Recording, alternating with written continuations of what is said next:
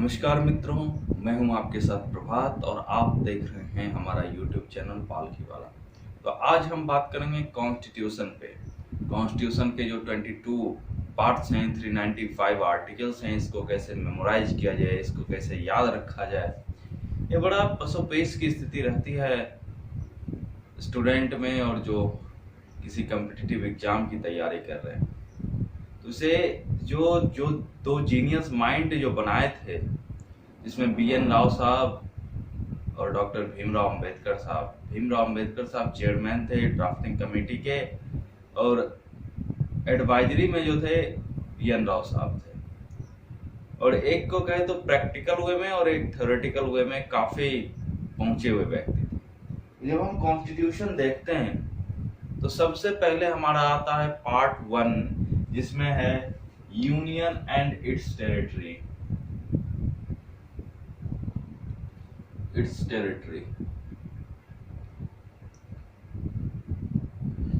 एक बात हमेशा ध्यान में रखना है कि लॉ कुछ नहीं है, लॉ एक कॉमन सेंस है, लॉ एक लॉजिक है, और जब लॉजिक लगते हैं तो मैजिक होता है।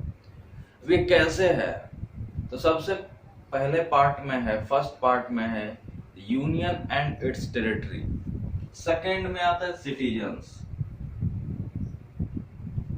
यहाँ पर ये आपको थोड़ा सा थिंक करना है, मंथन करना है कि पहले पार्ट में यूनियन था, दूसरे पार्ट में सिटीजन ही क्यों आया? Fundamental right, DPSP, the union, the state, ऐसा क्यों नहीं आया? हम द यूनियन को भी ला सकते थे, द स्टेट को भी ला सकते थे, फंडामेंटल राइट को भी ला सकते थे, लेकिन सबसे पहले जो है ज्योग्राफिकल कंडीशन फिट की गई कि क्या है ज्योग्राफिकल कंडीशन। क्योंकि इंडिया सॉवरेन कंट्री है, कॉन्स्टिट्यूशन तो बन गए थे, तो फिर इसका कहाँ तक इसका ज्योग्राफिकल कंडीशन है, कौन कौन आएंगे, तो ये क्लियर किया गया। अब सेकेंड में सिटीजन इसलिए आया कि इसमें रहेंगे कौन कौन। अब आपने ज्योग्राफिकल कंडीशन बना लिया, घर तो बना लिया, इसमें रहेंगे कौन कौन, इसको तो तय करना होगा। तो उसी प्रकार से सिटीजन आया। अब घर में रहने के लिए लोग आ गए, सिटीजन्स आ गए। अब सिटीजन्स आने के बाद इनके कुछ अधिकार भी होंगे, या इन्हें आप जो है जेल की तरह ठूस के रखोगे? तो नहीं भैया, इनके कुछ अधिकार भी हैं जो जस्टिसेबल हैं। तो तीसरे में आया फंडामेंटल राइट।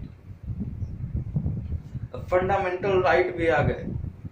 अब चूंकि ये डेमोक्रेसी है, हमारा प्रेम्बल कह रहा है डेमोक्रेसी है, तो इसके गवर्नमेंट भी होंगे। अब गवर्नमेंट तो होंगे, वो अपने अनुसार कुछ पॉलिसी बनाएगी, वो जो पॉलिसी बनाएगी वो कैसा होगा, ये सोचने की बात है। एक सीक्वेंस में हमारे मिलते जाता है।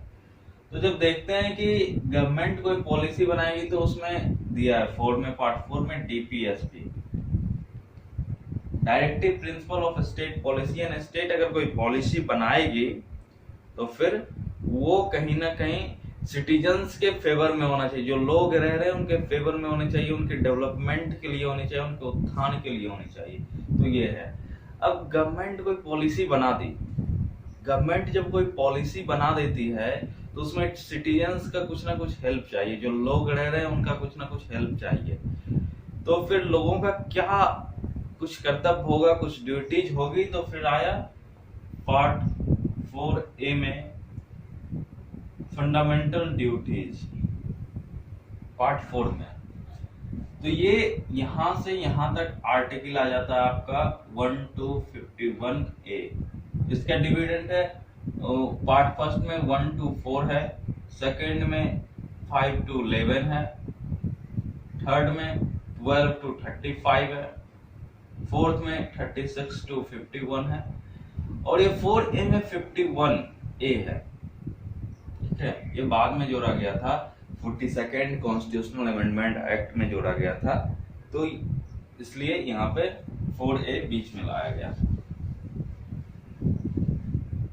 अब जब हम पार्ट 5 देखते हैं, यहाँ सबसे पहले ज्योग्राफिकल कंडीशन आया, उसके बाद रिलेटेड चीजें आए, सिटीजन से, उसके बाद जो है जो पॉलिसी बनेगी उसमें क्या होगा। अब ये सारे बन गए, इसका कुछ एडमिनिस्ट्रेशन भी है या ये विदाउट एडमिनिस्ट्रेशन चलेगा? तो इसलिए कहा गया नहीं भैया, इसमें कुछ एडमिनिस्ट्रेशन भी है। तो जब हम पार्ट 5 देखते हैं, पार्ट 5 में आया द यूनियन।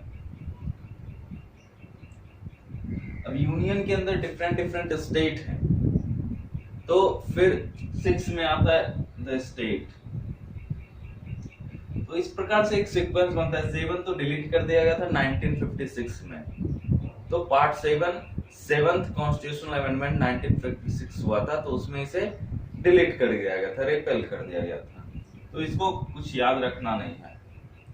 तो इस प्रकार से जब हम देखेंगे तो पार्ट 10 तक जब हम जाते हैं, ट्राइबल्स एरिया तक, ये पूरा एडमिनिस्ट्रेटिव पार्ट है। पार्ट 5 से पार्ट 10 तक एडमिनिस्ट्रेटिव पार्ट है।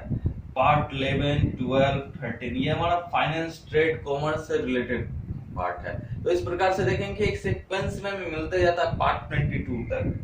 इलेक्शन आते हैं, इमरजेंसी आते हैं, तो मिसलेनियस भी आता है। तो डिफरेंट पार्ट्स में ये एक सीक्वेंस है कि कैसे इसे ड्राफ्ट किया गया। एक सीक्वेंस आपको लगाना है मेमोराइज करने के लिए।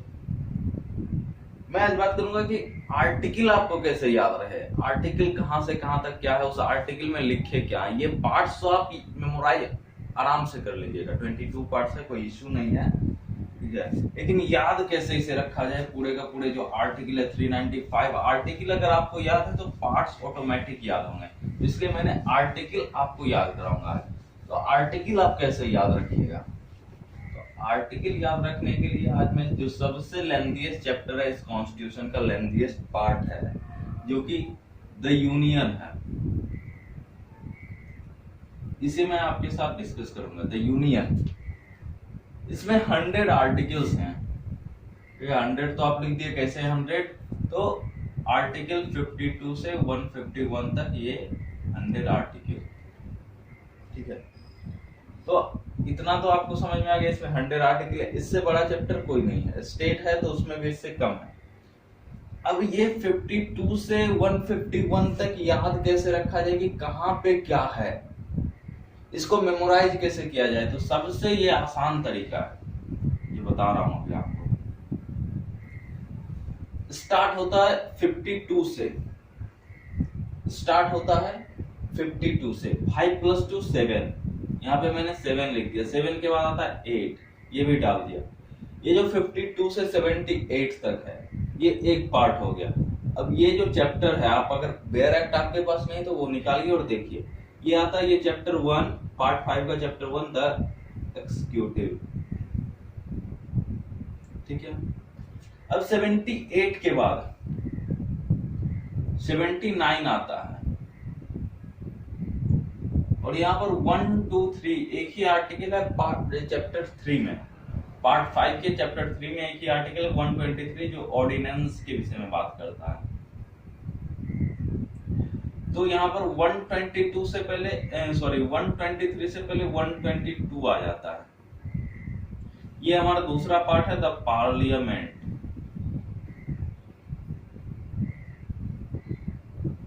ठीक है।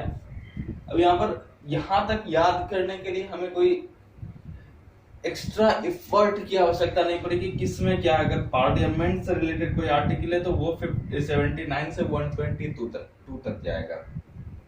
एक्सिक्यूटिव से रिलेटेड है तो 52 से 78 तक जाएगा। तो भैया 51 तक जाना, चलेंगे, वहां भी चलेंगे। अब 123 के बाद 124 आता है। 124 से हमको 24 आर्टिकल आगे जाना है और इसे भी काउंट करना है, 124 को भी काउंट करना है, तो 147 तक हम जाएंगे। तो यहाँ पर है यूनियन जुडिशियरी, यहां तक आसानी से पहुंच गया। अब 147 के बाद 148 है। 148 से हम लोग लास्ट आर्टिकल 151 तक जाएंगे, इसमें क्या है। अब ये थोड़ा सा और यहाँ पर लॉजिक लगाने की बात है कि द यूनियन पार्ट 5 है, इसमें 5 चैप्टर्स भी हैं। ये आसानी से पार्ट 5 में 5 चैप्टर्स, कहाँ पे क्या क्या है ये भी मालूम है। अगर सुप्रीम कोर्ट से रिलेटेड कोई आर्टिकल आपसे पूछा गया तो यूनियन जुडिशियरी यानी 124 से 147 तक जाएंगे। ऑर्डिनेंस 123 ये तो मेमोराइज ही है। पार्लियामेंट से पूछा जाएगा तो 79 से 122 तक जाएंगे। अब आर्टिकल कैसे याद रखा जाए, तो यूनियन में क्या है, यूनियन का हेड कौन, यहाँ पर कॉमन सेंस लगाने की बात है। लॉ एक लॉजिक है, लॉजिक मैजिक है। तो यहाँ पर कॉमन सेंस लगाने की बात है कि 52 द यूनियन का हेड कौन, तो 52 में president, 53 executive power of union,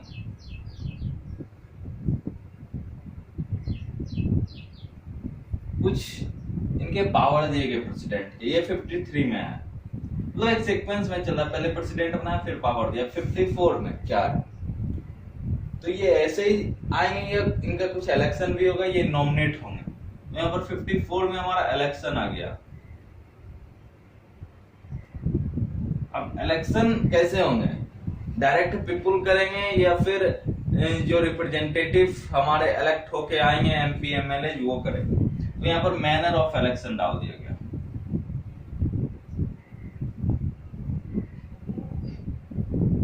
manner of election. अब 56 है, इलेक्ट भी हो गई है, कोई इशू नहीं है, इलेक्ट भी हो गए, मैनर ऑफ इलेक्शन दे दिया, इलेक्ट भी हो गए।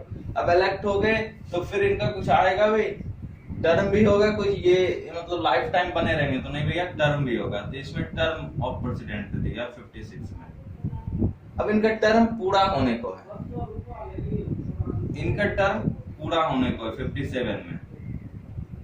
अब टर्म पूरा होने को है तो फिर इसमें री इलेक्शन के विषय में दे दीजिए, यानी फिर से इलेक्ट हो सकते हैं। 57 में री इलेक्शन, टर्म पूरा होने को तो री इलेक्शन दे दिया गया। अब री इलेक्शन तो हो गया, मतलब इलेक्शन से प्रोसीड्यूर हो गया, कैसे कैसे क्या क्या होगा। अब इलेक्शन तो कराएंगे लेकिन इनका कुछ क्वालिफिकेशन भी होना चाहिए प्रेसिडेंट साहब का, या अंगूठे छाप भी चलेंगे तो नहीं भैया, इनका कुछ क्वालिफिकेशन भी होना चाहिए। तो 58 में क्वालिफिकेशन डाल दिया गया।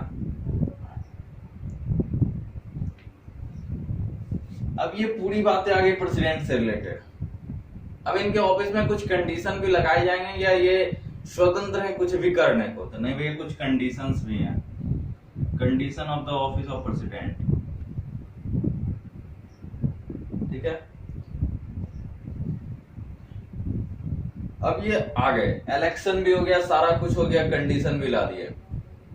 अब ये जो है हमारे कॉन्स्टिट्यूशन के प्रति कुछ जिम्मेदारी है या इनकी नहीं है, या ये कॉन्स्टिट्यूशन के बियॉन्ड भी जाके कुछ काम कर सकते हैं, तो नहीं भैया, एक कॉन्स्टिट्यूशन के बियॉन्ड जाके नहीं काम कर सकते हैं। तो इनके लिए क्या करना होगा, तो इनके लिए कुछ ओथ लेना होगा। तो 60 में हमारा ओथ दे दिया गया। अब ओथ इन्होंने ले लिया कॉन्स्टिट्यूशन के हिसाब से। अब अगर कभी भी ये कॉन्स्टिट्यूशन के बियॉन्ड जाके काम करते हैं तो देश के लोग इनको हटा भी सकते हैं या नहीं। इनका अगर टर्मिनोलॉजी है 5 ईयर तो 5 ईयर इनको रहना ही रहना है, तो ऐसा नहीं है। अगर ये कॉन्स्टिट्यूशन के बियॉन्ड जाके कुछ काम करते हैं तो इन्हें हटाया भी जा सकता है। तो इसका प्रोविजन हमने 61 में किया इम्पीचमेंट का, यानी जनरेट भी किया 52 में, ऑपरेट भी यहां से यहां तक किया अच्छे से, और फिर डिस्ट्रॉय करने की पूरी पूरी प्लानिंग है अगर आप कुछ गलत करते हैं तो। यानी ये गॉड हो गया, GOD, जनरेटर ऑपरेटर डिस्ट्रॉय, यानी पूरी की पूरी प्रोसेस है। ऐसा ही हर एक में है। अब फिर यहाँ से 62 से हमारा वाइस प्रेसिडेंट शुरू हो जाता है। तो इस प्रकार से हम आराम से याद कर सकते हैं कि कैसे कैसे आया, एक सीक्वेंस में हमें मिलते जाता है। तो ये अब हम यहाँ से 52 से 61 तक टोटल 10 आर्टिकल हैं। अब 10 आर्टिकल को हम 1 आर्टिकल में आसानी से याद रख सकते हैं, किसमें क्या है, कब क्या है, कैसे कैसे क्या है। जनरेट की, ऑपरेट की, डिस्ट्रॉय की, पूरी की पूरी कहानी है यहाँ पे। तो आपको एक स्टोरी क्रिएट करनी होगी किसी भी चीज को मेमोराइज करने के लिए, और जब स्टोरी क्रिएट होती है तो वो आसानी से मेमोराइज रहता है। आप किसी आर्टिकल से रिलेटेड अगर कोई केस लॉज पढ़ते हैं तो वो आर्टिकल आपको लंबे समय तक याद रखती है, और हमें लगता है कि लाइफ टाइम याद रहती है कि किस में क्या हुआ था, ऐसा कुछ हुआ था।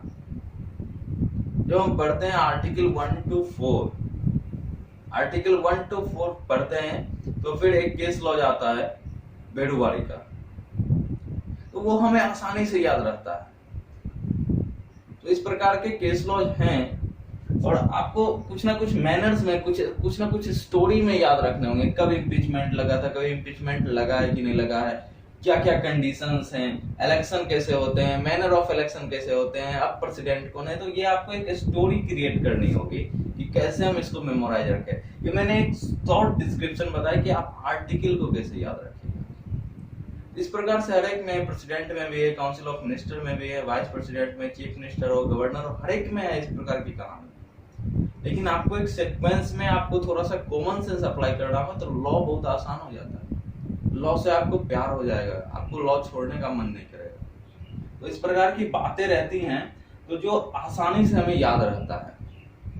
तो अगर हम इस प्रकार से स्टडी करें तो हमें मेमोराइज करने की अलग से आवश्यकता नहीं पड़ेगी और हमें लंबे समय तक याद रख सकता है। तो ये कुछ टेक्निक्स, ट्रिक्स हैं, जैसे आप बेरक को पढ़िएगा, कैसे कॉन्स्टिट्यूशन को रीड कीजिएगा। हर एक सब्जेक्ट का है ऐसा। अगर आपने हमारा आईपीसी का इनोवेटिव आइडिया नहीं देखा है तो उसे भी जाकर के देखिए कि वो उसको कैसे पढ़ना है, उसमें कैसे कैसे, अब 5-11 सेक्शन है उसमें, उसको कैसे मेमोराइज रखें। तो मैंने उसका एक अच्छे से वीडियो बना के डाला है, आप अगर नहीं देखें तो उसे जाकर के देखिए। वो काफी आपको हेल्पफुल होगा आपको पढ़ने में कि कैसे पढ़ा जाए। इस प्रकार की बातें हैं। फिर मैं आपको मिलूंगा अगले वीडियो में किसी और टॉपिक के साथ। तब तक के लिए बहुत बहुत धन्यवाद। मैं आपका दोस्त प्रभात कुमार।